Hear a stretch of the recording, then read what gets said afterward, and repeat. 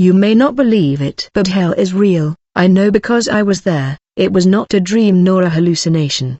It was an experience that completely changed everything I thought about life, faith, God, and what really happens after death. What I am about to tell may make many uncomfortable, but it is the truth, a truth that many choose to ignore but from which no one can escape. If you discover that your decisions in this life have eternal consequences, that something as common today as divorce or a marriage made without the blessing of God can determine the destiny of your soul forever. I did not know it either until God took me to see with my own eyes. Hell is a place of torment where souls cry out for a second chance that will never come. Heaven instead, it is a place of glory reserved only for those who truly obeyed the will of God. I'm not here to scare you but to warn you.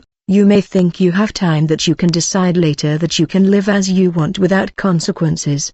But what if time runs out? What if today were your last chance to change your destiny? What I am going to reveal to you now can transform your life, but the question is, are you ready to listen? Brothers and sisters, what I am going to share with you today is not just a story but a real and shocking testimony. I know that may doubt, others may be impressed, but I ask you to stay with me until the end. What I experienced completely changed my vision about faith, about God, about Jesus, and above all about the eternal consequences of our choices here on earth. This is not a message to be ignored. God in His infinite grace wants to speak not only with me but with all those who listen to this story. It all began on a night seemingly ordinary. I was at home kneeling looking for the presence of God. My soul longed for answers, understand better the ways of the Lord. I wanted to know Him, feel His presence and understand what His purpose was for my life. But nothing could have prepared me for what would come next. Suddenly an intense light filled the room. It was not like the light of a lamp or the sun. It was something divine, an indescribable presence that enveloped my whole heart. It sped up, but instead of fear I felt a deep peace, and then I heard a voice that had authority but also an infinite love. My son has been chosen to see and bear witness to realities that many ignore. I want you to take this message to the world. Hell is real, heaven too, and those who do not obey my commandments about holiness, family and marriage are in great danger. In that instant emotions was joy because I knew that I was before something divine, but there was also fear because I understood that I was about to see something that would transform my life forever. Without understanding how, my body began to feel light as if my soul was being taken out of there. It was then that I realized that I was leaving my own body. I saw myself kneeling with my eyes closed, but my spirit was being taken on a journey that I would never have imagined. Then I heard the voice again. Do not be afraid, I am with you. Now you will see the destiny of those who reject me. And in an instant I was transported to a place indescribable. I was invaded by an indescribable sensation. It was as if my spirit was being dragged to another dimension. Suddenly I found myself in a terrifying place where a darkness dense covered everything. In the distance what I saw made my heart freeze. There were 12 enormous whirlpools of shadow and fire spinning violently, sucking souls incessantly. Their heartbreaking screams filled the air as they were dragged without control, trying in vain to resist from above. Black and gigantic hands that emerged from the darkness, trapping them without end. The sound was deafening. They were moans of pain, desperate cries, screams of horror. From the depths of that darkness arose a terrifying roar, as if damnation itself had a voice. The stench was unbearable, a mixture of sulfur and burnt flesh, that made the air heavy and unbreathable. I was in hell and I was seeing it with my own eyes. I wanted to back away, but I felt a presence at my side. I looked and there He was, Jesus, holding my hand. His sole presence was the only reason why I could still remain standing without succumbing to terror. He looked at me with compassion and spoke, Son, these are the whirlpools of judgment. Here are thrown the souls of those who rejected my word and lived according to their own desires. Each one of these whirlpools had a purpose. Some sucked in those who lived in deceit and falsehood, others dragged those who betrayed the sanctity of marriage and family, but all led to one destination, the final abyss. I looked down and saw the central whirlpool, larger and more voracious than the others. Its edges were surrounded by flames that rose like fiery serpents,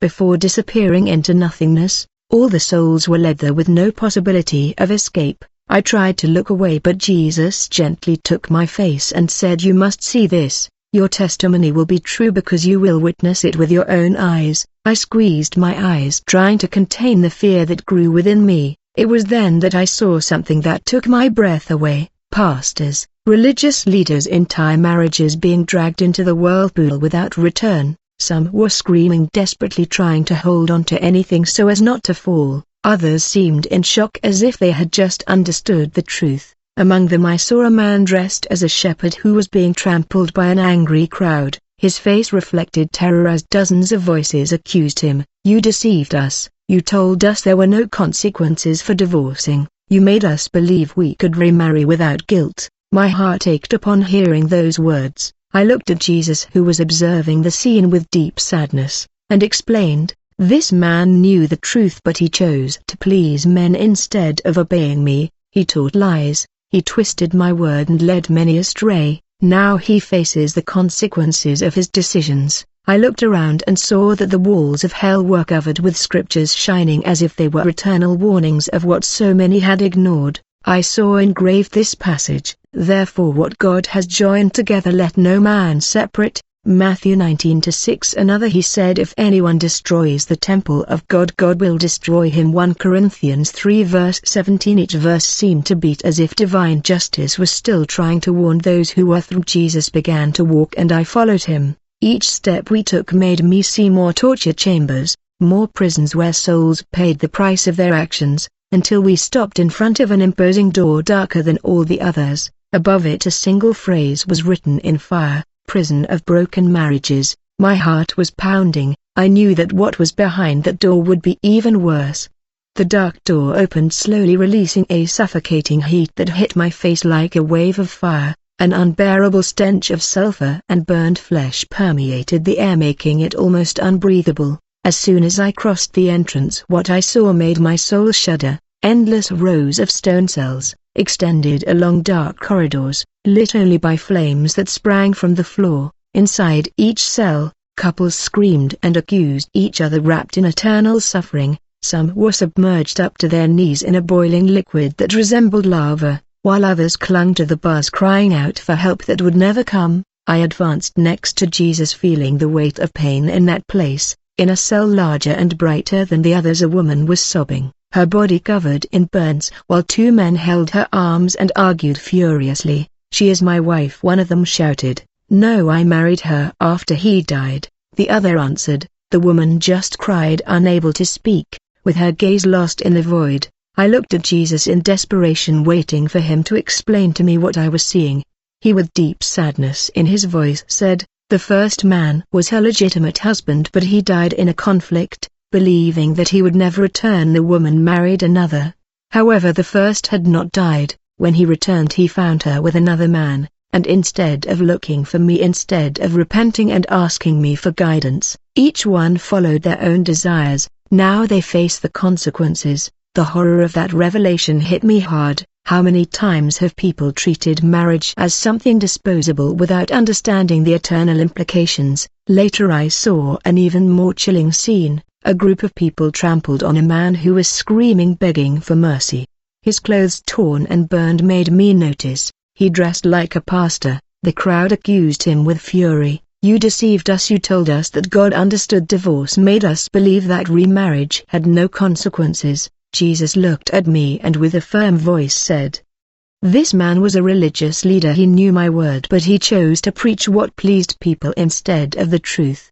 He blessed marriages that were never recognized by God. He encouraged divorce without foundation, leading many into error. Now those who trusted him blame him because they share his same fate." I looked around and saw that the cell walls were covered with scriptures on fire. They were verses from the Bible, eternal warnings that could no longer be ignored. "Therefore what God has joined together let no man separate." Matthew 19 verse 6. "If anyone destroys the temple of God, God will destroy him." 1 Corinthians 3 verse 17. Each word burned with an fiery glow as if they were the ultimate truth that those souls understood too late. My heart weighed with each scene that I witnessed. Hell was not only a place of physical punishment but of regret without hope. The lament of those who understood the truth when there was no turning back was the most terrifying of all. Jesus followed down the hall, and with each step we saw more and more souls condemned by the decisions they made on earth. I wanted to get out of there. I wanted to wake up from that nightmare, but Jesus stopped before another door,